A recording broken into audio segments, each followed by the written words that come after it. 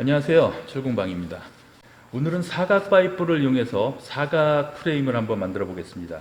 지난 시간에 테이블 다리를 만들면서 사각 프레임을 한번 만들어 봤는데, 그때는 그 45도 재단을 하지 않고 90도로만 재단을 해서 만드는 방법으로 이제 설명을 드렸고요. 오늘은 45도 재단을 해서 만드는 방법으로 이제 진행을 하겠습니다. 우선 그 45도 지그를 이용을 해서 작업을 할 건데, 이 45도 지그가 없어도 이 카타기에 자체에 달려 있는 이 받침대를 돌려서 45도로 맞춰서 작업을 해도 됩니다.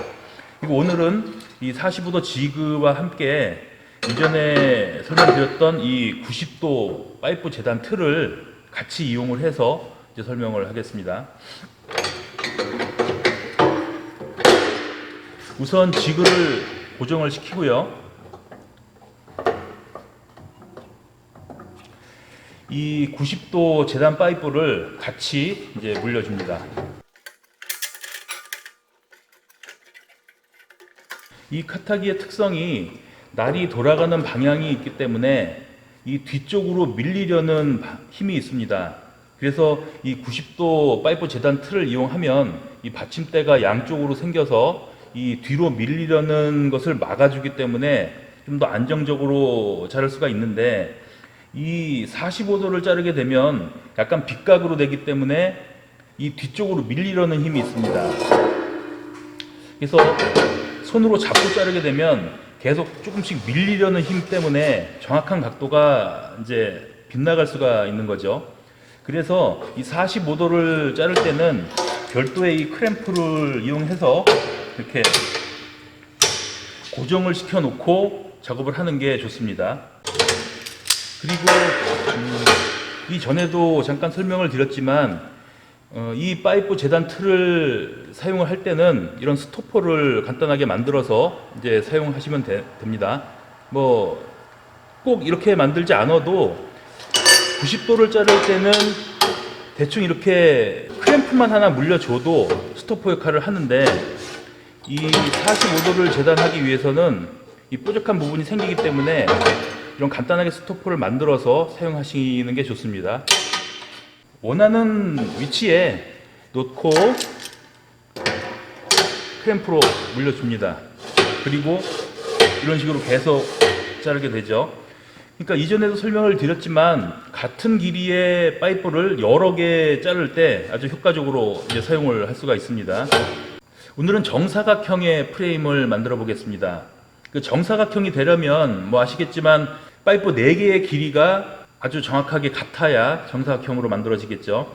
그래서 마킹 등을 해서 이제 보고 자르게 되면 그 자르다 보면 뭐 좀 잘못 잘라지기도 합니다. 그래서 이런 스토퍼를 만들어 놓고 정확하게 4개를 잘라 보겠습니다.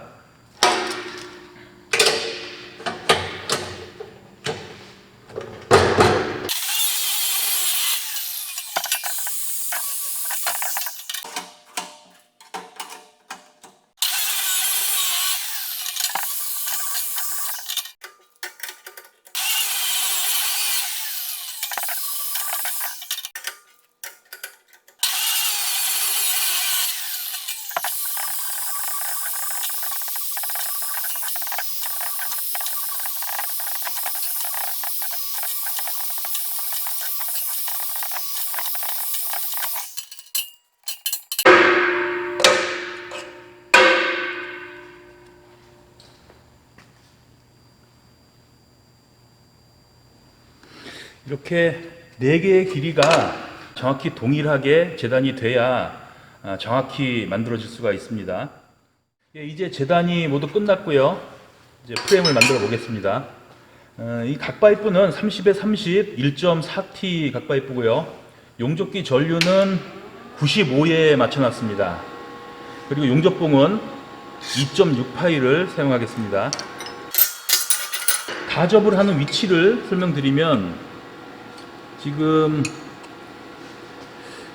그 대부분이 이쪽 끝과 이쪽 끝을 이제 가접을 많이 합니다. 이제 그렇게 해도 되는데, 이번에는 저는 이 중앙에다가 가접을 할 겁니다.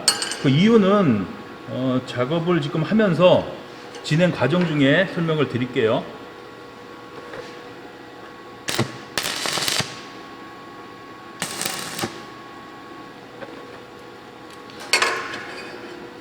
그리고 지금 보시면은 제가 전에도 말씀을 드렸지만 용접을 하게 되면 용접을 한 방향으로 철이 당겨집니다. 그래서 이 뒤쪽을 보시면 바로 이렇게 틈이 벌어져 있죠.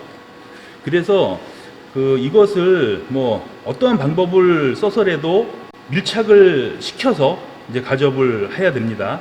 그리고 이번에는 가접 위치를 중앙이 아니라 이제 양쪽 끝을 가접을 하겠습니다.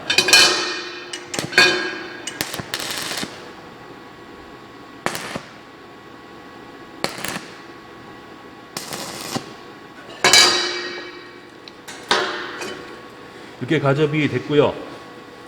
이제 가접을 한 다음에 봐서 약간의 틈이 벌어졌든지 하면 이 가접한 상태에서 조금 수정을 해주는 게 좋습니다.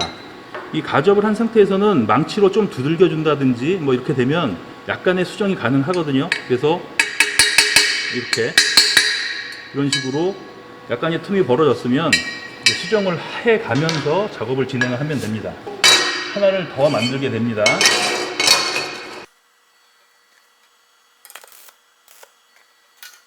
역시 이쪽은 벌어집니다.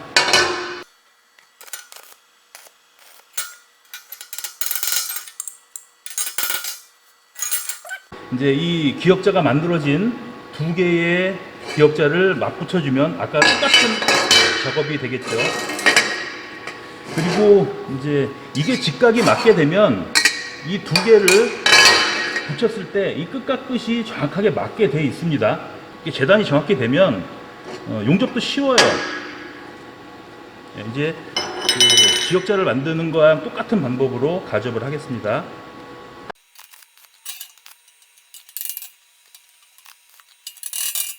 역시 이쪽도 벌어집니다. 용접한 뒤쪽으로. 그럼 이것도 이제 이렇게 오므려서 용접을 해야 되겠죠.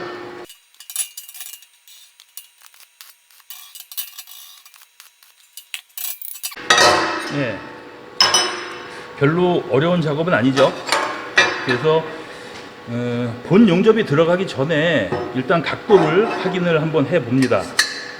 그런데 이 재단이 정확히 되게 되면 뭐 각도가 그렇게 많이 틀어질 이유는 없습니다. 그리고 정사각형이기 때문에 한쪽 각도가 맞으면 뭐 나머지 각도는 자연히 맞게 돼 있겠죠. 그래서 이제 본 용접을 하겠습니다. 여기서 추가로 설명을 드리면 지금 이것을 테이블 다리를 만든다고 가정을 하게 되면 여기에 이렇게 파이프가 하나 쓰겠죠, 다리가. 그래서 제가 왜 이렇게 가접을 양쪽에 하지 않고 이 가운데 가접을 한 이유는 어차피 다리가 쓸 면이라면은 이쪽을 본 용접까지 해서 그라인더로 마무리를 하고 그 다음에 다리를 세워줘도 됩니다. 그런데 어차피 다리를 세워서 이 다리 사면을 다 용접을 해준다고 치면 굳이 이쪽에는 용접을 하지 않아도 튼튼합니다. 그렇기 때문에 이 양쪽에 가접을 하게 되면 이 다리를 세울 때 그 가접한 부분이라도 이 그라인더로 갈아주고 다리를 세워야 되기 때문에 가접을 가운데 한 겁니다. 그래서 이것을 테이블 다리를 만든다고 가정을 하고 작업을 이제 한다고 생각하시면 됩니다. 그리고 이제 본 용접이 들어갈게요. 그리고 2.6파이 용접봉으로 95로 계속 진행을 합니다.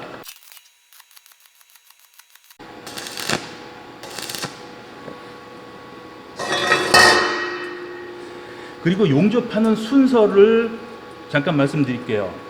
지금 저는 이 면을 먼저 용접을 했습니다. 그리고 다음에 이 안쪽 90도 필렛 용접을 할 건데 이 본 용접을 면을 먼저 하지 않고 이쪽 안쪽을 먼저 떼우게 되면 이쪽을 용접을 했을 때 용접한 방향으로 이 철이 또 당겨지겠죠. 그럼 본 용접이 들어가지 않고 가접이 된 상태이기 때문에 이 각도가 틀어질 확률이 많습니다. 그렇기 때문에 이 면을 먼저 떼어주는 게 더 좋은 방법이라고 할 수 있어요.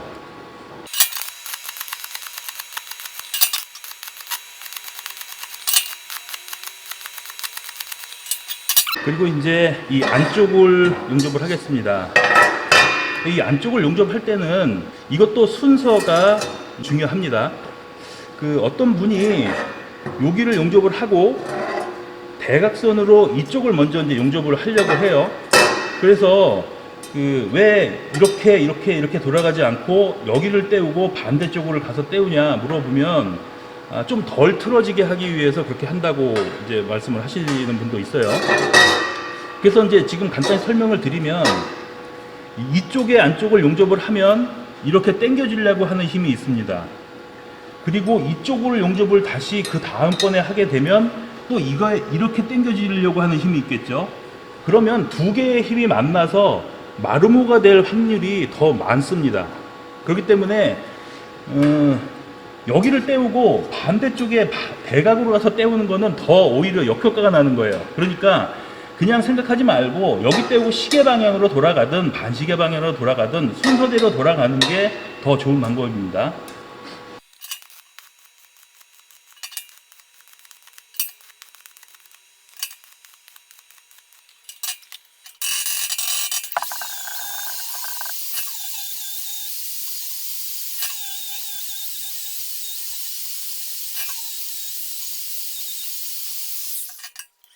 이 모서리를 빼먹었습니다.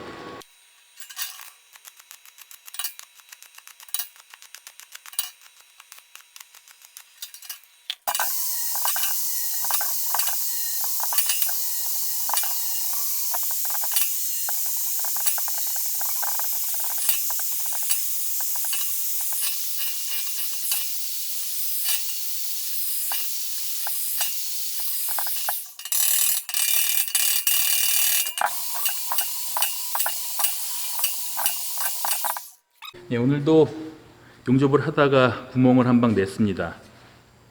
그리고 이 면은 이제 그라인더로 마무리가 되면 이제 이런 식으로 마무리가 되죠. 이 모서리도 이렇게 됩니다. 그리고 이쪽에는 테이블 다리를 만든다고 치면 이렇게 각파이프가 다리가 쓰겠죠. 그래서 이쪽은 말씀드렸지만 용접을 하지 않았습니다. 이렇게 프레임을 만들어 봤고요. 1.4T 같이 이렇게 얇은 파이프는 용접을 할 때 좀 신경을 써서 조심스럽게 하시면 뭐 크게 어렵지 않게 작업을 하실 수 있습니다. 오늘은 사각 프레임을 한번 만들어 봤고요. 뭐 궁금한 점이 계시면 댓글로 질문을 주세요. 답변을 달아드리겠습니다. 오늘 여기까지 하겠습니다. 감사합니다.